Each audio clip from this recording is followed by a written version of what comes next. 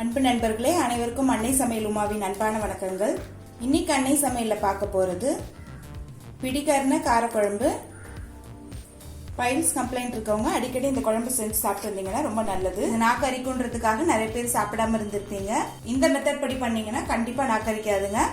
வாங்க எப்படி செய்யறதுன்னு பார்க்கலாம். முதல்ல பிடிக்கரணையை வேக வச்சிடலாங்க. நான் குக்கர்ல வேக வைக்க போறேன். நீங்க விருப்பப்பட்டீங்கன்னா கடாயிலே வேக வச்சுக்கோங்க. 4 பிடிக்கரணையை சேர்த்துக்கலாம்.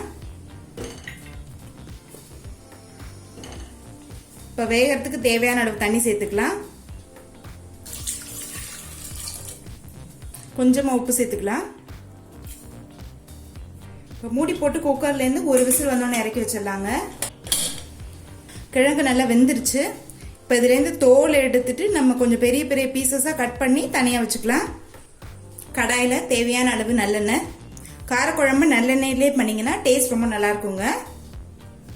முதல்ல 1 டீஸ்பூன் கடுகு, 1/2 டீஸ்பூன் சீரகம், 1/4 டீஸ்பூன் வெந்தயம், கொஞ்சம் பெருங்காயம் சேர்த்துக்கலாங்க.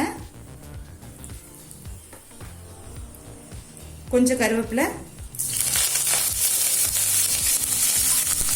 அடுத்தது 15 சின்ன வெங்காயம் சேர்த்துக்கலாம். சின்ன வெங்காயம் போட்டு காரக்குழம்பு பண்ணீங்கன்னா டேஸ்ட் ரொம்ப நல்லா இருக்குங்க.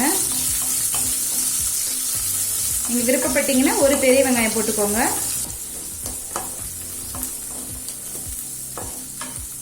அடுத்தது 7 பல் பூண்டு சேர்த்துக்கலாம்.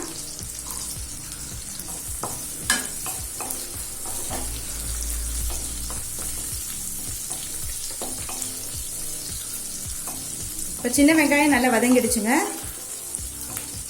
அடுத்தது ஒரு தக்காளி சேர்த்துக்கலாம்.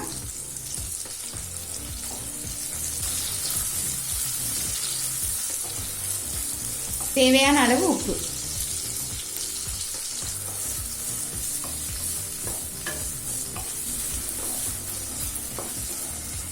இப்போ தக்காளியும் நல்லா வதங்கிடுச்சுங்க. அடுத்தது கொஞ்சம் மஞ்சத்தூள், 2 டீஸ்பூன் மிளகாய் தூள், 2 டீஸ்பூன் குழம்பு மிளகாய் தூள்.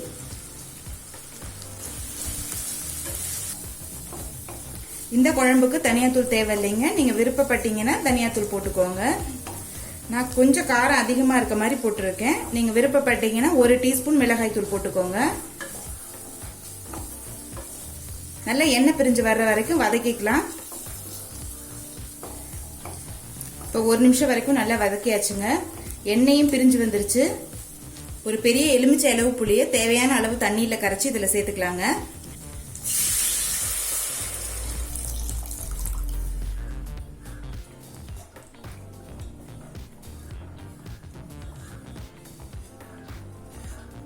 புளி சேர்த்துட்டு ஒரு 2 நிமிஷம் ஸ்லோல இருக்கட்டுங்க.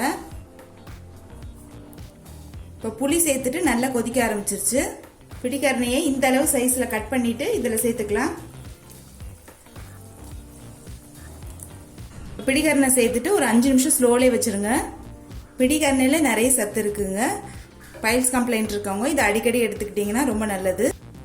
நாக்கரிக்குதுன்றதுக்காக தான் நம்ம சாப்பிட மாட்டோம். ஆனால் இந்த மெத்தட் படி பண்ணீங்கன்னா கண்டிப்பா நாக்கரிக்காது.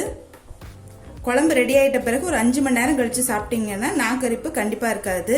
சில ஊர்ல பாத்தீங்கன்னா நைட்டே செஞ்சு வச்சிருவாங்க காலையில சாப்பிட்றதுக்கு. காலையில செஞ்சா மத்தியானம் சாப்பிடலாம். இந்த காரக்குழம்புக்கு தேங்காய் சேர்க்க தேவையில்லைங்க. விருப்பப்பட்டீங்கன்னா தேங்காய் சேர்த்துக்கலாம். இப்போ கிழங்கு சேர்த்துட்டு 5 நிமிஷம் ஆயிடுச்சுங்க. காரக்குழம்பு பாருங்க நல்லா திக்காயிடுச்சு. இப்போ பிடிக்கரண காரக்குழம்பு ரெடி ஆயிடுச்சு. சர்வ் பண்ணிடலாம். இப்போ சுவையான பிடிக்கரண காரக்குழம்பு ரெடி ஆயிடுச்சுங்க.